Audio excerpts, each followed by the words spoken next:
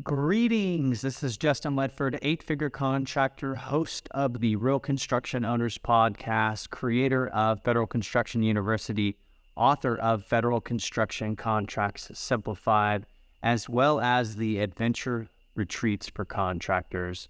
The following is a special telling you the hidden ways to build wealth in real estate using your construction skill set with Austin Carroll. Brought to you by Federal Construction Contracts Simplified for exact strategies on how you can make an extra few $100,000 this year with government contracts and grow your business faster than you ever thought possible. Please visit federalconstructioncontractsimplified.com. Now let's dive right into the talk.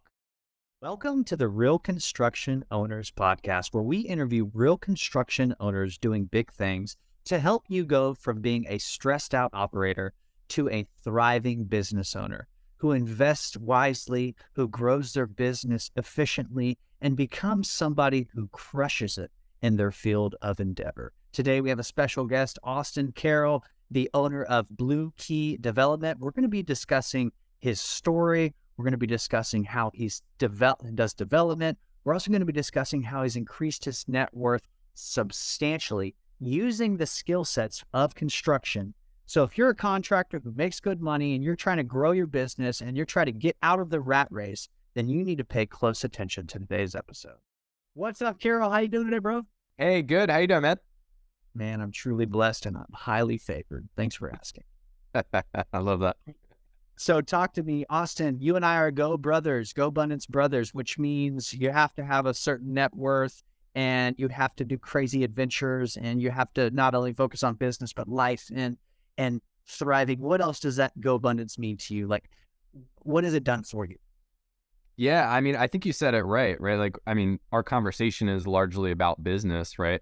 But there's so many other parts of life. And I think that's what Go Abundance has really done is like, hey, let's not just track your net worth. Let's not just track your income, but let's talk about this other stuff, health, family. You know, I've got a 2-year-old and one on the way, right? And so it's like, man, like these guys are helpful in that because like I can turn to a lot of people about business, but who has the struggles with, you know, the little ones and how do you, you know, do that with having a great relationship with your wife and all that stuff. So that's what I've loved about the group and what I'm continuing to dive into and love about it.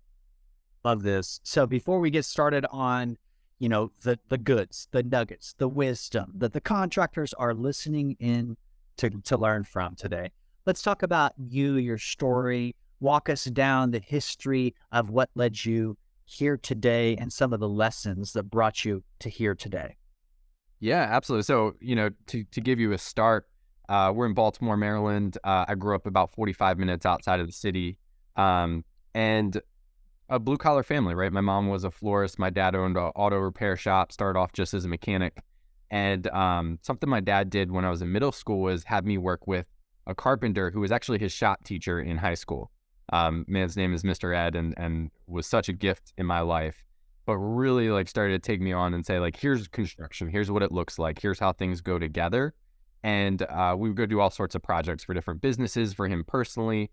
And then, you know, growing up on a farm, if we needed to build a building, we just built the building, right? And so learned a ton of stuff like that. You know, we do the electrical. And my dad was such a huge influence in that because there was never anything he couldn't fix, you know, and when you can physically do stuff and like, there's nobody else that we're going to call, like we weren't going to call a plumber, like we were going to figure it out. Right. And so, so that's the type. This is back before YouTube. Yeah, it really was. Like it was, you know, he pulled out the books, right? Like hey, here's how you build a deck book, you know, like yeah. He didn't YouTube it. But that was, you know, the start of construction in my life. And, you know, just being pretty entrepreneurial in high school, I had a handyman business that worked in the college where I would get my roommates together and fraternity brothers and we'd go paint houses, you know, get some extra money and things like that. And, you know, just kind of grew from there eventually to work as an intern for a development company. First, it was a home builder and then a development company in DC that did a lot of fix and flip and then buy and hold. But, you know, we would renovate it, everything up to new home construction, some commercial stuff, and got some really good exposure there.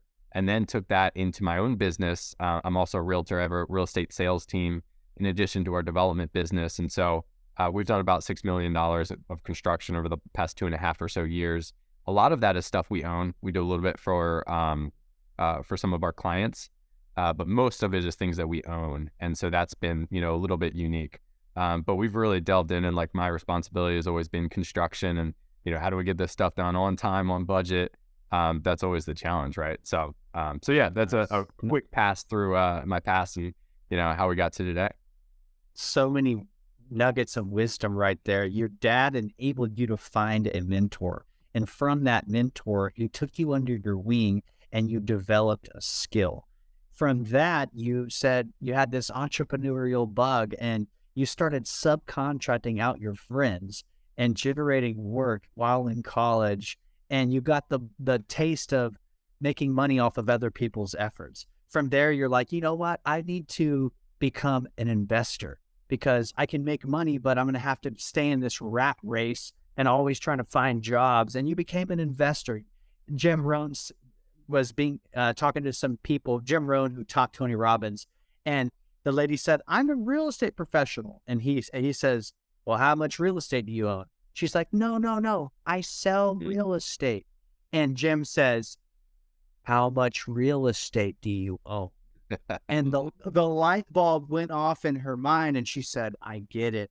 And that's where you broke free. So talk to us about your portfolio, talk to us about your passive income and how that applies to a contractor listening who's like, man, I need to get started on building passive income. I know the skills.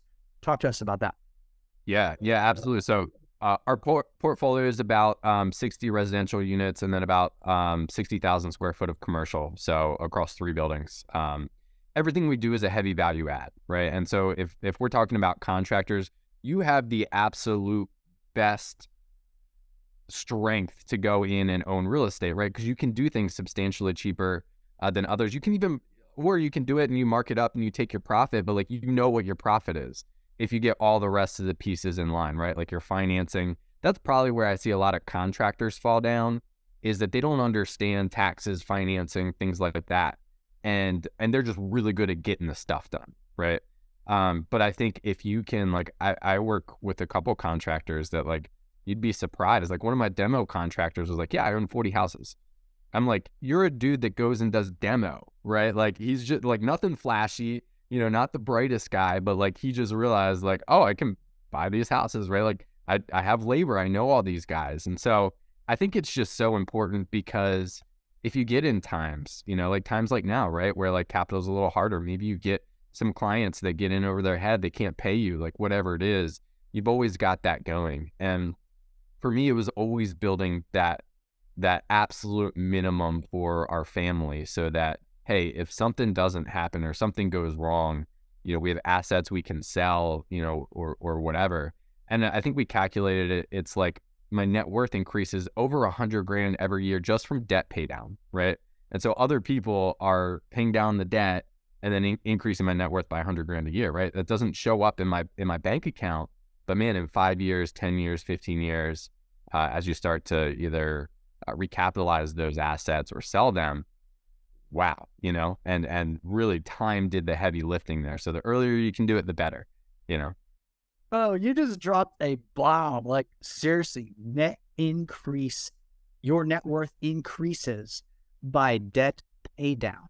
That's the first time I've ever heard that said ever in my life. And it makes me want to go acquire a bunch more real estate and fix them up, increase the value, and then put a tenant in it, get a mortgage on it, and let them pay down the mortgage and increase my net worth every year. Thank you for that. Yeah. It's interesting, Justin, because a lot of people, their first goal in investing is going to be to get to a certain passive income mark, right?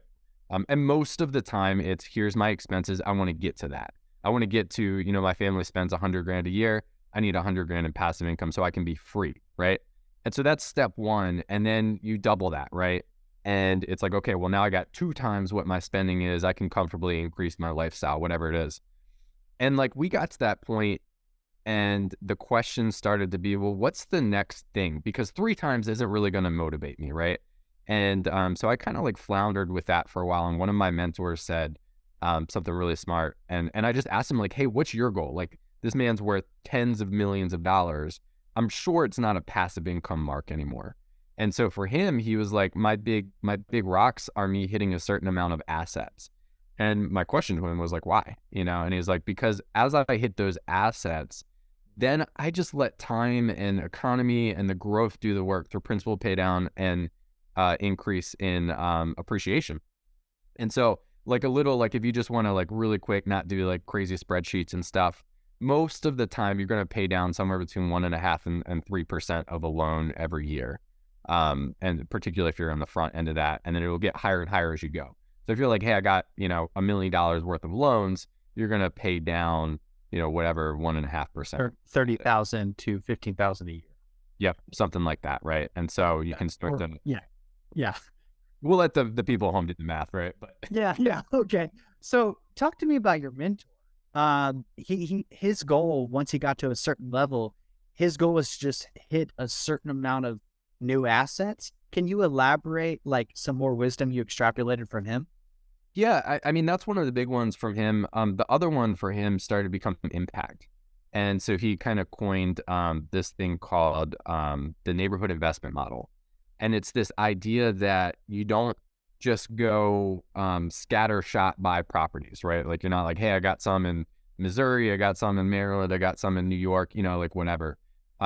His whole thought and his whole business was built off of, I'm going to buy residential assets in the neighborhood. I'm going to fix it up and I'm going to sell it. I'm going to buy residential assets in the neighborhood. I'm going to fix it up. I'm going to keep it. I'm going to buy commercial assets in a neighborhood. I'm going to fix it up and I'm going to renovate it and I'm going to rent it. And what that allows you, and I'm going to bring an operating business, for him, it was a real estate sales team. And I'm going to come into the area and I'm going to make it better. And so what happens when you have all four of those things is that the area becomes better. As you start to sell a new comp, wow, if you own 10 properties and then you sell a house for $20,000 more than what the previous high comp was, your net worth just went up $200,000, right? Because the 10 properties you have each increased by 20,000. And so it's this idea of concentration. It's this idea that, then you can understand the local politics, you can understand the local community. And then you go and you talk to businesses, right? And we're really big on teaching too. I do a lot of teaching within the Keller Williams network.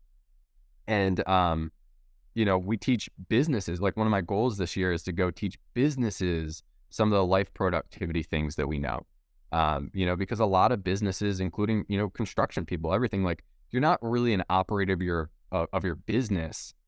You're doing the stuff in your business, right? Like you're rarely working on your business, particularly if you're really busy. Like if you're a good contractor, you got lots of work and you're actually still swinging the hammer, which a lot of guys do. I still did up until a couple of years ago. And, you can lose sight of all the other stuff that can make the business truly great. And so there's a lot of like low life productivity stuff within that, people just. It's so true. So many people are operators. They want to become an owner and not have to do the work, but become the visionary, the person who gets to share the mission, the vision, and impact and inspire and build a culture. But they get stuck working on the business instead of working in the business instead of working on the business. And I'm so grateful that my life now is where it's at because of the mentors that I took on and because of the knowledge that I've sought out. Now I get to be the visionary and I get to live in Costa Rica and I don't have to do the work and I have the teams and the people doing the work. Sounds like you're in that same place, and sounds like you have some insights on the EOS method or Gino Wickman or Impact. Are you familiar with these books or that author?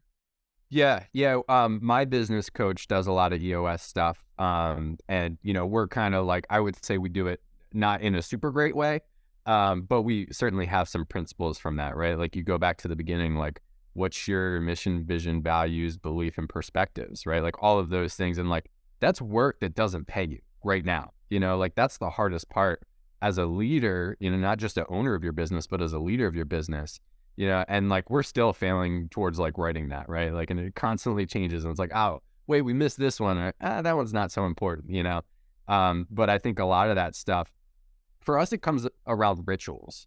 Like I think about same here. Like I'm always like, yep. I'm always revising it and I'm always trying to like So I hear you on that. It's a never ending, but you can like you get one little nugget of wisdom and you're like game changer for your Yeah. business. Yeah. And you like, it's over time, you just got to like catalog what have you done and what still needs to be done, and I'll give you an example. So, like my calendar didn't reflect my net worth in a lot of ways, right? Like it didn't reflect my business. And I just had to have that like real conversation. I missed meetings, right? Like I didn't manage time well. I would be late coming home. My family is the one that suffered the most from that, right? And so like this past year was like, I want to make my calendar super tight, right? Like that's the most important thing this year. And now I can actually plan out ahead, right? Like I can say, okay, I need to do this stuff on the business. Let me actually time block that, and I'm going to follow it because now I have this habit, right?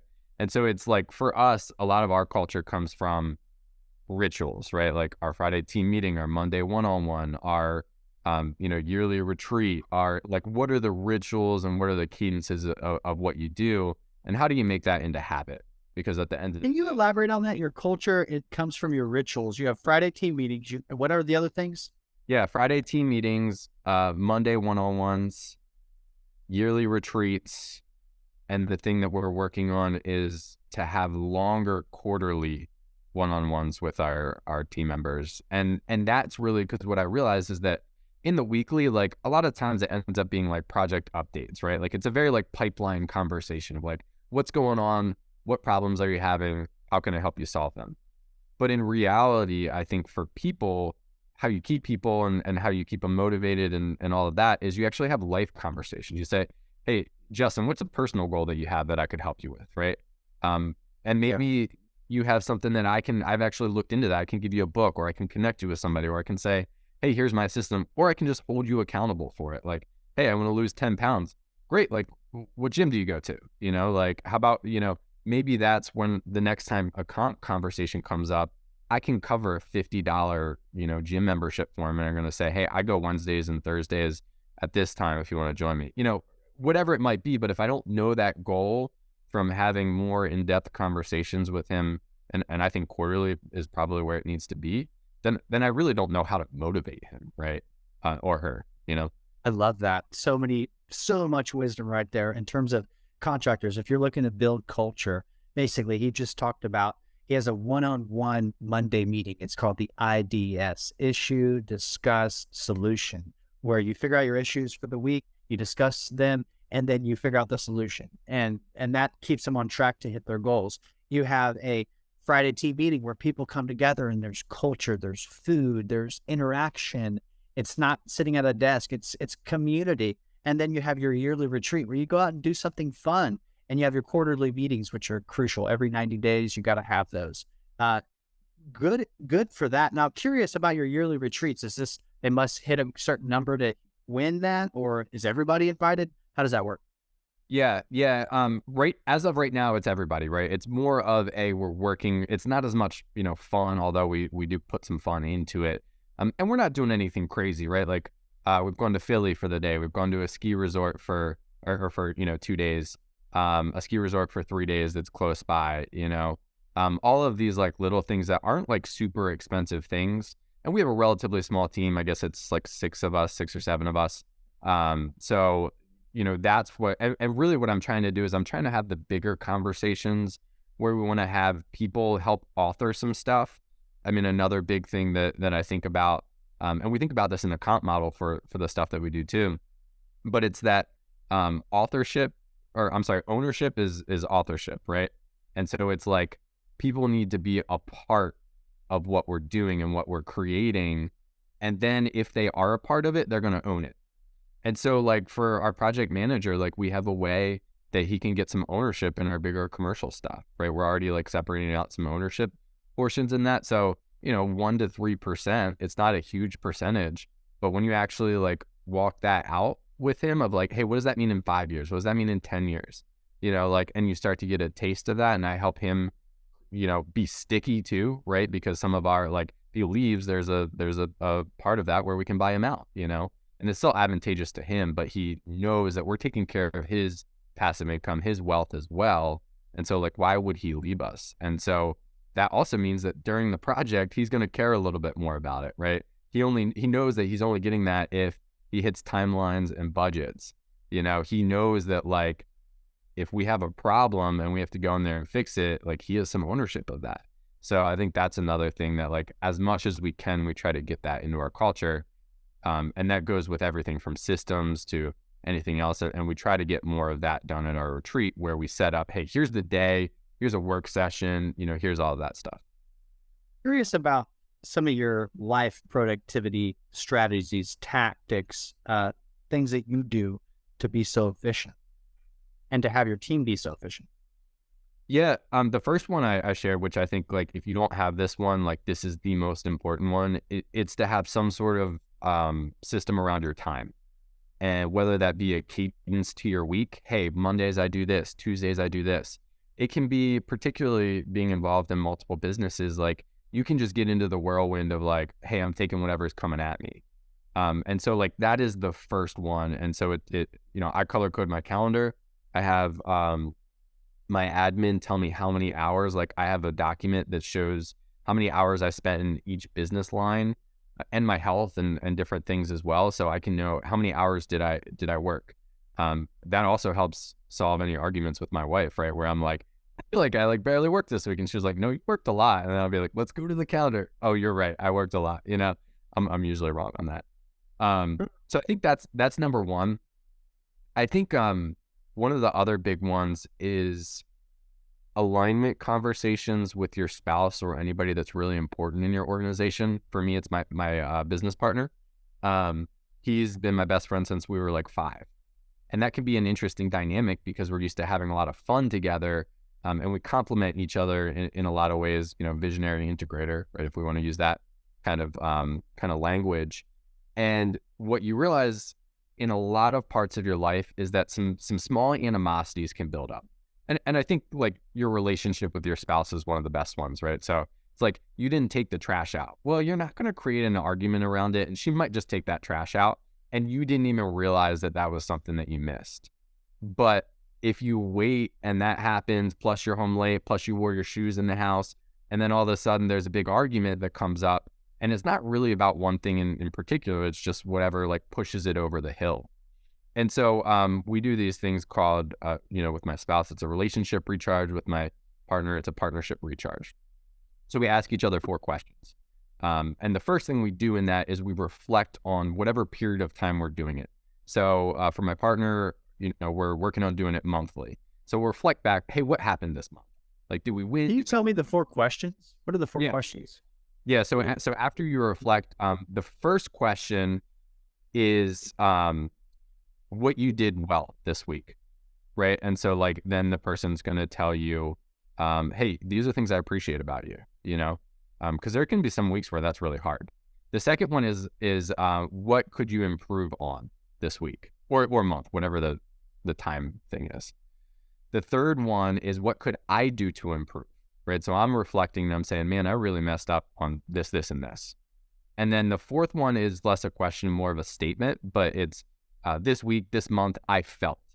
And it just gives you, and I find particularly like, maybe this is just me, but I find that I don't always relate how I'm feeling to whoever's important in my life, right? Like I'm just hard charging going forward. I don't come home and I say, man, my wife's name is Callie. Man, Cal, I had a really stressful week this week.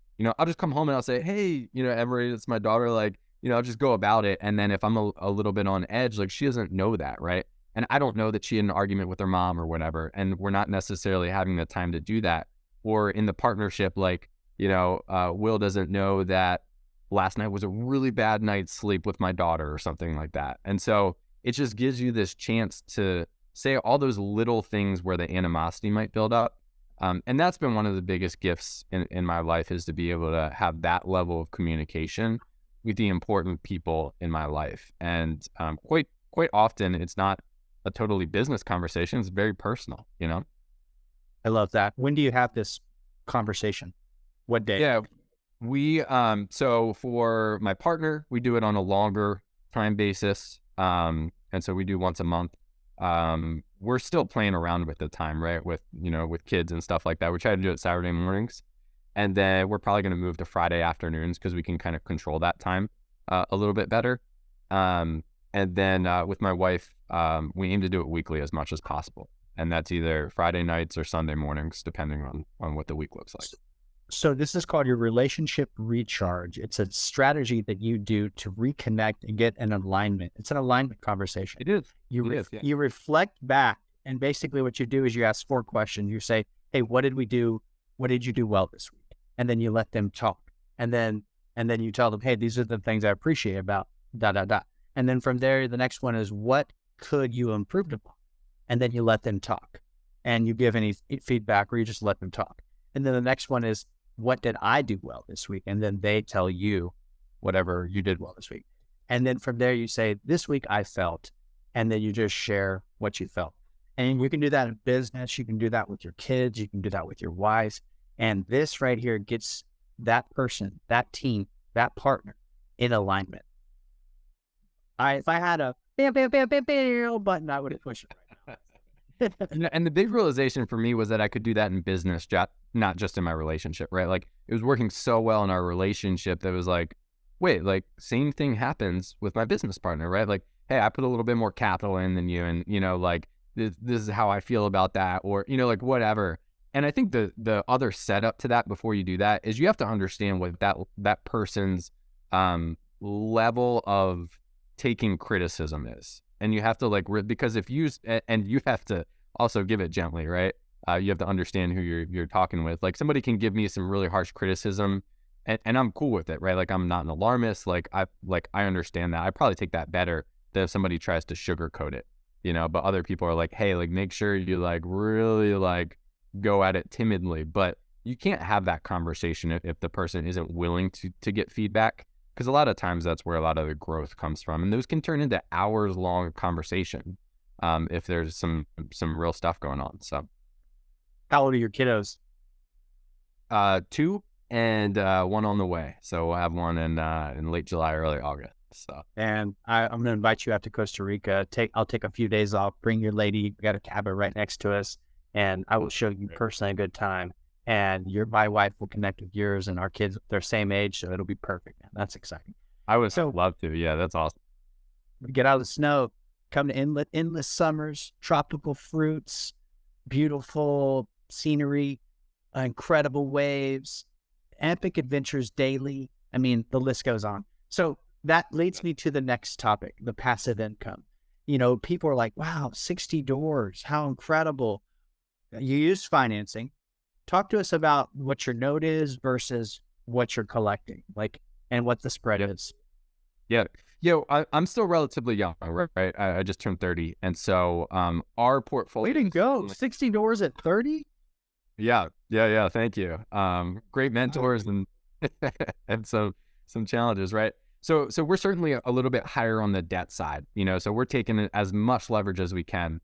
Probably across the portfolio, we're somewhere around 70%, maybe in the upper 60s or something like that, because some stuff we've owned longer. So my criteria for stuff that we own, and this is going to be different for everybody's market, right? But I think understanding, what will you buy? And so for us, it's things that we can do a heavy value add. We can do the construction much cheaper than somebody else. We've got really good financing set up. That was one of the big systems, is a good bookkeeping and financing system, so that we have a good flow. We don't use any hard money.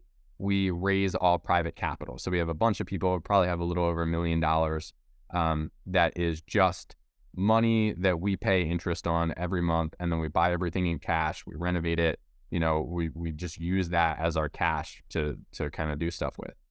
And that saves us the points. It saves us all the other stuff that comes with the hard money that are the hidden costs you don't realize.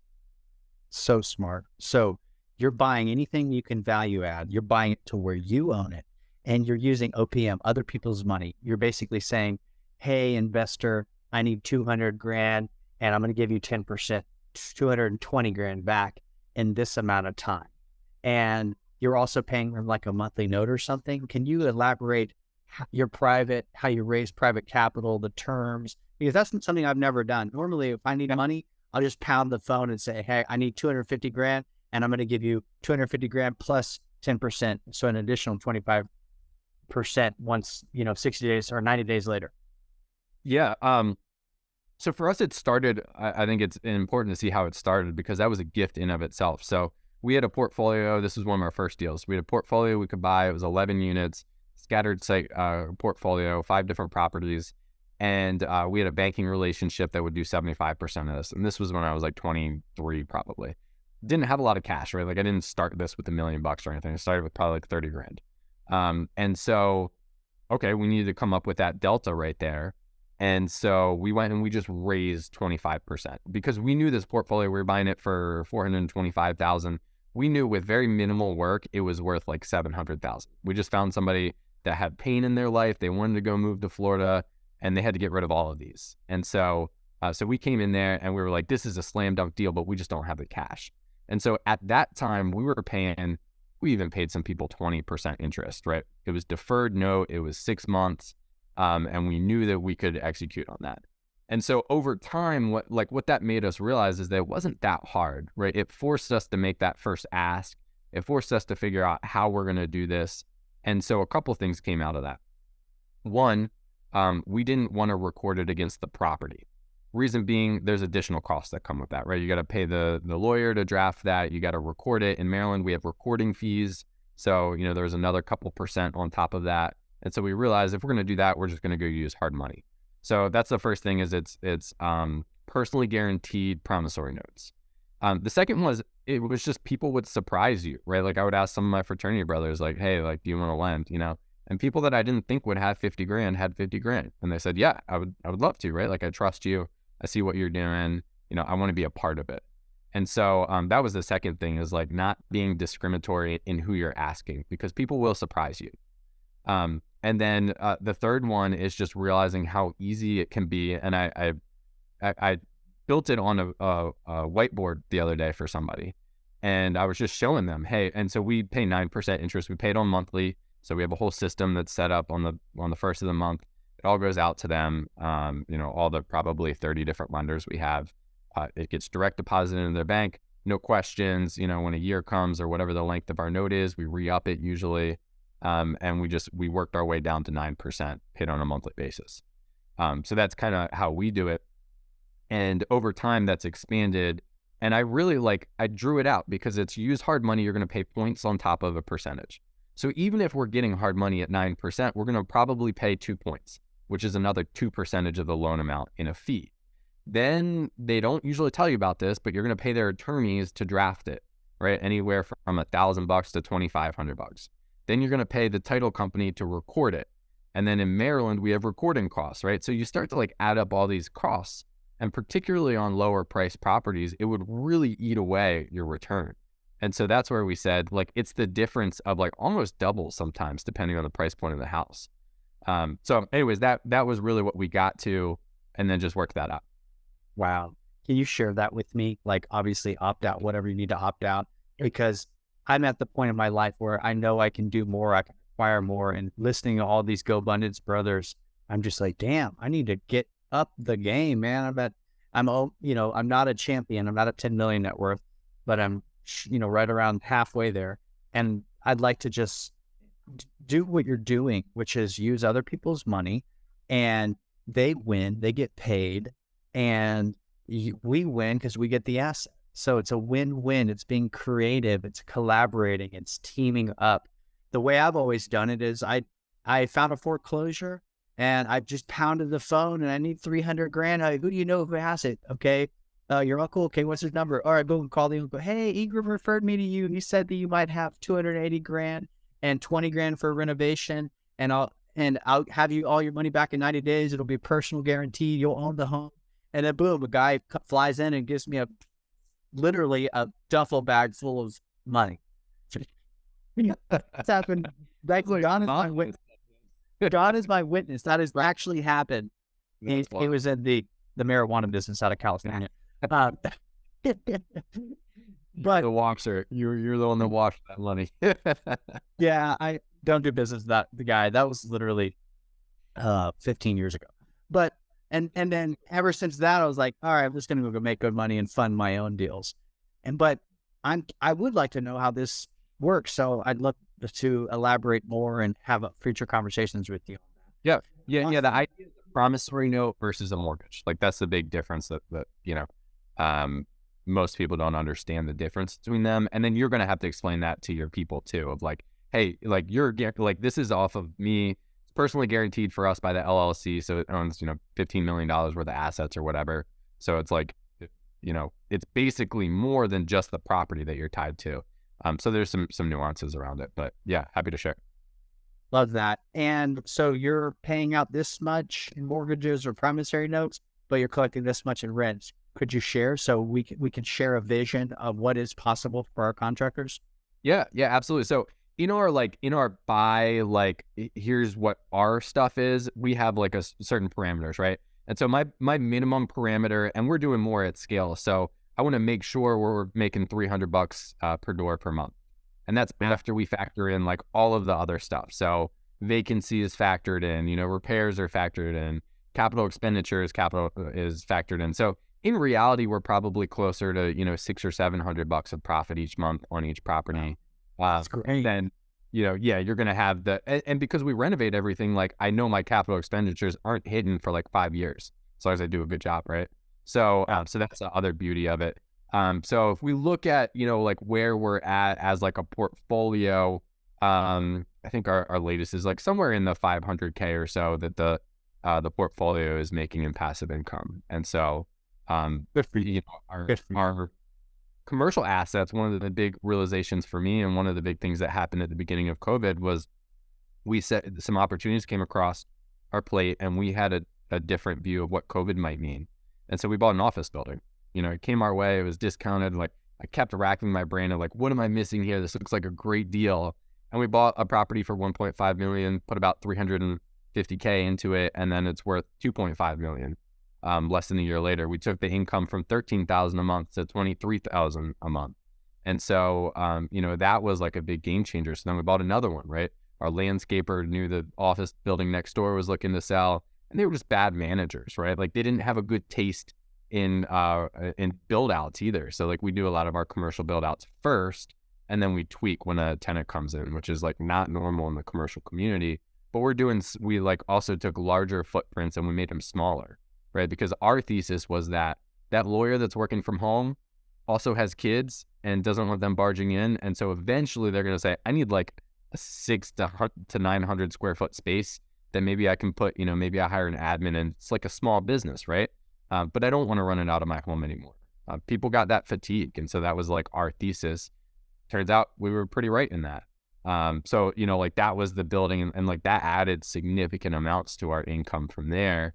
And then we're doing a really big development, about a $1.5 million renovation budget on a 25,000 square foot building. So that was like, now it's like, hey, let's get 2 of these a year.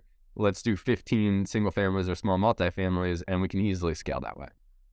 Nice. So single family sounds like a bread and butter. Sounds like this large $1.5 million reno budget's going to be a great addition to your business. What's the plan with that one? Are y'all going to do the same thing where you put a bunch of little offices in it? Or are you going to, is it a triple net lease? Or are you going to have, your tenants tell you what they want? Like what's the game plan?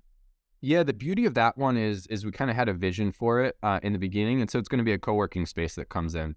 Actually a co-working space that like we used to work at before, we bought our office building and moved up there. And, they won Baltimore's best co-working space, just a couple months ago.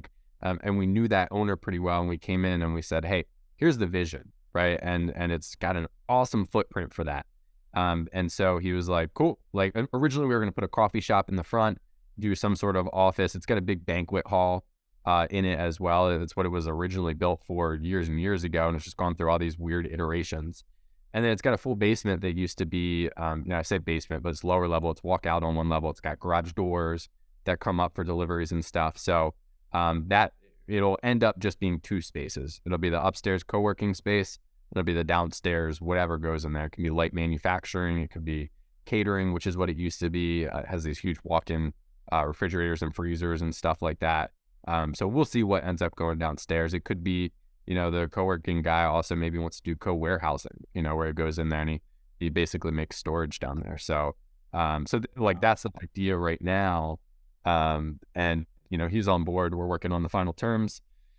But it's nice because we're in design right now and permitting, and it's like, cool, he can have a say, and we've got a tenant already, and so it like becomes really easy. All we have to do is execute on it. So that So you're buying this from a guy who's already a tenant in it. no, the it's a church that sold it, and they just Okay. got it over their head. And so, but in the buying process, we said, hey, this would be great for co-working. When we brought him into it and said, hey, would you want to co-work this? I said, yeah, this looks awesome, right? And we're like, Nice. well, in our budget, we can build it out how you want it, right? Like you don't have to do a lot of tenant improvement. We're going to be doing a lot of this stuff anyways.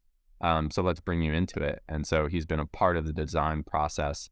So that was just like a really great win on that one. So Another perfect lesson of collaborating to dominate and teaming up and unifying with two minds, taking down awesome goals together instead of like white fisting and thinking you got to do it all yourself.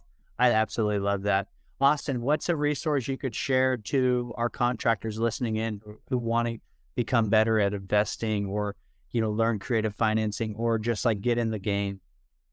yeah, good question. What are some good resources to get started? I mean, there's a book called The Millionaire Real Estate Investor that's fantastic. I mean, it really tells you all the different stuff that you need to do. I mean, like literally, it's like a manual of like how do I do it. I mean, obviously, there's the mindset. If you're like, I don't really like buy a bunch of this stuff.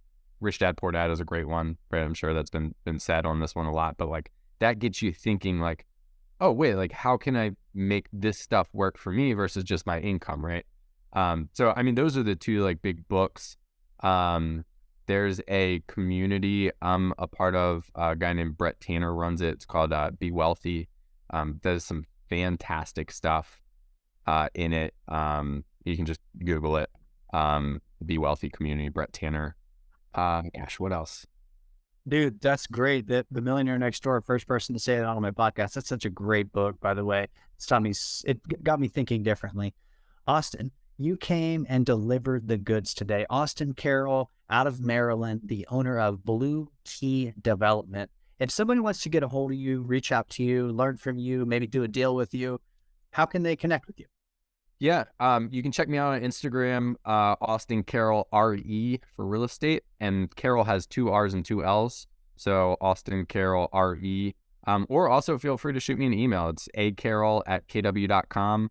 That's ACARROLL@kw.com.